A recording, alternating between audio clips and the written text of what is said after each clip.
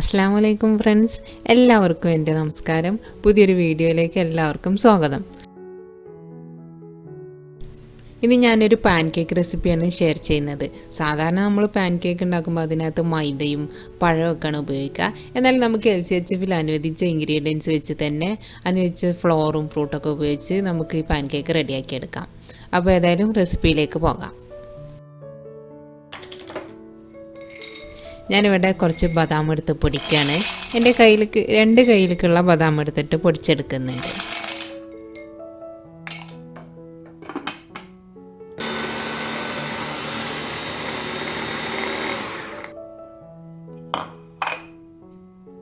അപ്പോൾ ബദാം ഇതാ പൊടിച്ചെടുത്ത് കഴിഞ്ഞു. ഇനി അതിലേക്ക് ഒരു അവക്കാഡോ ഞാൻ സ്കൂപ്പ് ചെയ്തിടുകയാണ്. അപ്പോൾ ഇങ്ങനെ സ്പൂൺ വെച്ചിട്ട് തന്നെ നമുക്ക് സ്കൂപ്പ് ചെയ്തെടുക്കാം കേട്ടോ. നിങ്ങളൊരു മിക്സി ജാറിലിട്ടിട്ട് പൊടിച്ചെടുത്താലും മതി. ഞാനിപ്പം ഇവിടെ എൻ്റെ സൗകര്യത്തിന് വേണ്ടിയിട്ട് കുറച്ച് വലിയൊരു ചോപ്പറുണ്ട്. അപ്പോൾ മാവ് തയ്യാറാക്കാൻ അതാണ് പാകം എനിക്ക്. അതുകൊണ്ടാണ് ചോപ്പറിലിട്ടത്. ഇനി ഞാൻ അതിലേക്ക് 2 മുട്ട പൊട്ടിച്ച് ഒഴിക്കുകയാണ്.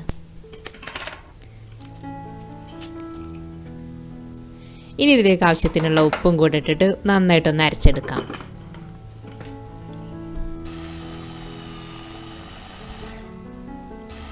ഇപ്പോൾ ഇതാ നല്ല പേസ്റ്റ് പോലെ അരിഞ്ഞ് വരുന്നുണ്ട്.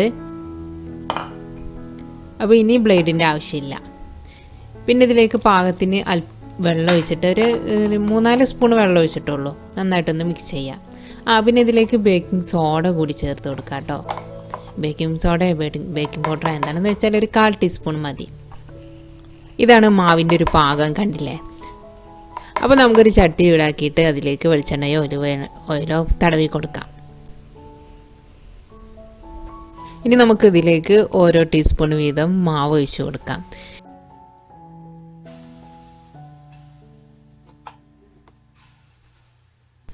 ഇനി ഇത് വേവാനായിട്ട് കാത്തു നിൽക്കാം.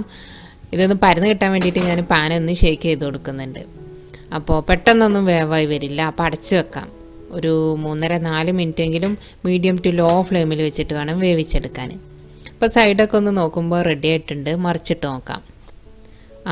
ബാക്ക് സൈഡൊക്കെ നന്നായി വെന്തിട്ടുണ്ട്. ഇതാണ് ഇതിൻ്റെ പാകം. അപ്പോൾ ഇനി മറിച്ചിട്ട് കൊടുക്കുകയാണ്.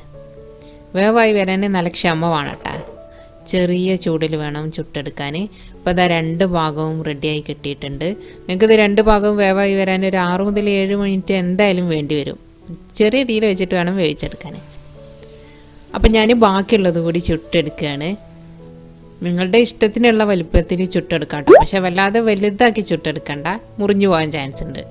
അപ്പം ഞാനിത് മധുരമൊന്നും ഇല്ല. ഇവിടെ ഞാൻ ഉള്ളി ചമ്മന്തിയാണ് എടുത്തിട്ടുള്ളത്. ഞങ്ങളുടെ ഉമ്മ ദോശയിലേക്ക് ഉണ്ടാക്കുന്ന ഉള്ളി ചമ്മന്തിയാണിത്.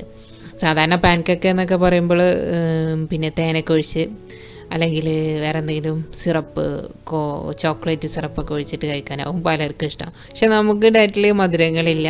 അതുകൊണ്ട് തന്നെ ഞാനിവിടെ എരിവുള്ളൊരു സൈഡ് ഡിഷാണ് എടുത്തിട്ടുള്ളത്. ഉള്ളി ചമ്മന്തിയൊക്കെ കൂട്ടി കഴിക്കാൻ നല്ല ടേസ്റ്റ് ഉണ്ട്. തനിച്ച് കഴിക്കാനാണെങ്കിലും നമുക്ക് ബട്ടർ കോഫിയുടെ കൂടെയോ കട്ടൻ ചായയുടെ കൂടെയൊക്കെ കഴിക്കുമ്പം ചെറിയൊരു മധുരമൊക്കെ കിട്ടും കേട്ടോ. ആ ഒരു അവക്കാഡോയുടെയും പിന്നെ ബദാമിൻ്റെ ഒക്കെ ഒരു മധുരമാണ്. അങ്ങനെ വേണമെങ്കിൽ അങ്ങനെയും കഴിക്കാം. എന്തായാലും ഇപ്പോൾ ഞങ്ങൾ ഉള്ളിച്ചമ്മന്തി കൂട്ടി കഴിച്ചു. എന്തായാലും നല്ല റാഹത്തായി. അപ്പോൾ എല്ലാവരും ഒന്ന് ട്രൈ ചെയ്ത് നോക്കൂ. പ്രത്യേകിച്ച് പിന്നെ എല്ലാ ദിവസവും മുട്ട തന്നെ പുഴുങ്ങി കഴിച്ചവർക്കൊക്കെ ഇത് എന്തായാലും ഇഷ്ടമാവും. പ്രത്യേകിച്ച് മുട്ടയുടെ ടേസ്റ്റ് ഒന്നും എടുത്ത് കാണിക്കുന്നൊന്നുമില്ല.